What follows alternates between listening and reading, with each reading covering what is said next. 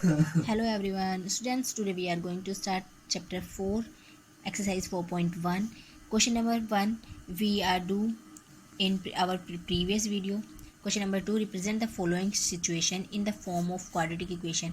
जो situations आपको दी हैं इसमें वो हमें क्वाड्रेटिक इक्वेशन की फॉर्म में लानी है. क्वेश्चन नंबर फर्स्ट है, इसका फर्स्ट पार्ट है, the area of a rectangular plot is 528 metre square, the length of the plot in metres is one more than twice its breath.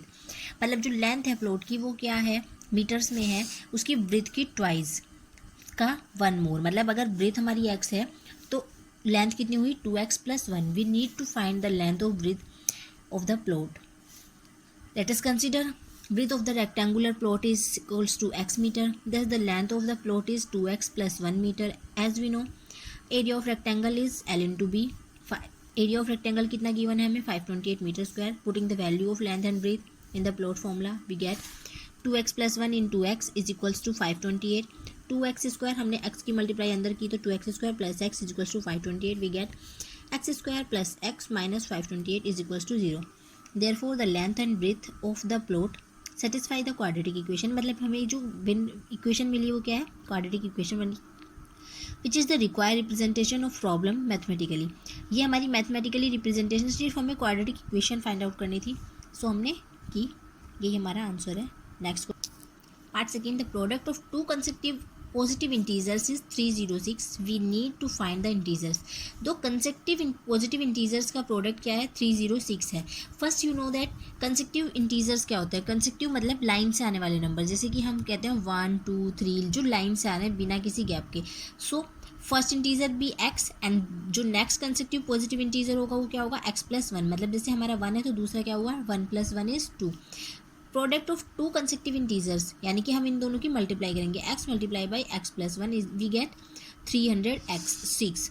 So x square plus x is equals to 306. We get x square plus x minus 306 is equals to 0. Therefore the two integers x and x + 1 satisfy the quadratic equation. ये कौन सी equation बना रहे हैं, quadratic equation बना रहे हैं. So which is the require x square plus x minus 306 is equals to 0, which is the required representation of the problem mathematically. Third question आपको खुद ही करना है, सिर्फ आपको इक्वेशंस ही बनानी है. So do. फोर्थ पार्ट है, a train travels a distance of 480 km at uniform speed. If the speed had been 8 km per hour less than it would have taken.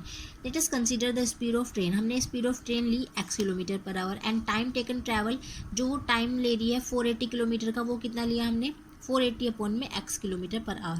ठीक है. In our second condition, let the speed of train is equals to x minus 8 km per hour. It is also given that the train will be take 3 hours to cover the same distance. हमें क्या दिया है कि same distance cover करने के लिए वो कितना ले रही है, 3 hour time. Therefore time taken travel 480 km is equals to 480 by x plus 3 hour ज़्यादा ले रही है. ठीक है.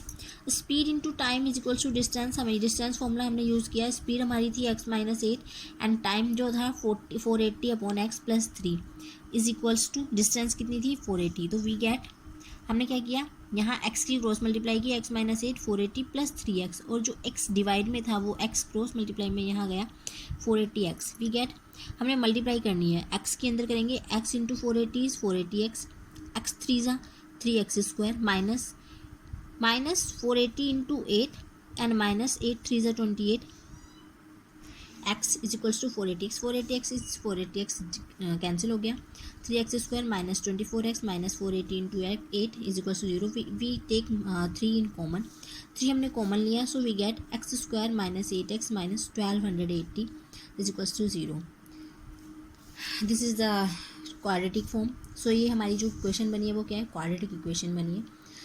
Children, please do this work in your notebook. Thank you. Have a nice day.